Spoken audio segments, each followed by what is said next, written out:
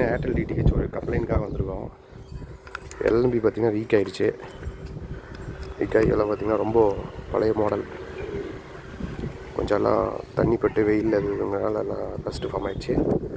அதனால இந்த LMB holder பார்த்திங்கன்னா டேமேஜ் ஆகிடுச்சு. இது இப்போ நம்ம எப்படி சரி பண்ணுறோம் அப்படிங்கிறத பாருங்கள்.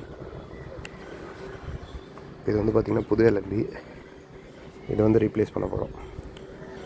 இது வந்து பார்த்திங்கன்னா சன் டைரக்ட் பிராண்டோடது. இன்டெக் அப்படிங்கிற ஒரு பிராண்டு. ஆனால் சன் டைரக்டோட எல்எம்பி தான் இது. இதான் இப்போ சன் டைரக்டில் வந்துட்டுருக்கு. இதை தான் இப்போ ரீப்ளேஸ் பண்ண போகிறோம். இது வந்து பார்த்திங்கன்னா ஆக்சுவலாக ஏர்டெல் நோ சிக்னல்னு சொன்னாங்க. வந்து பார்க்கும்போது பார்த்திங்கன்னா அந்த கிளாம்பும் எல்எம்பியும் ஒர்க் ஆகல.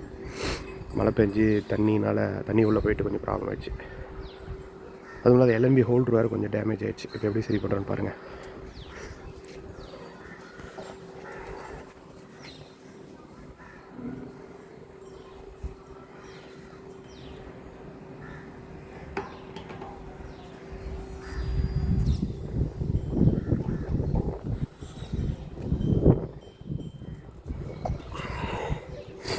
இது வந்து பார்த்திங்கன்னா கேபிள் டை. இந்த கேபிள் டை வச்சு தான் இப்போ அந்த ஹோல்டரை வந்து டைட்டாக கட்ட போகிறோம்.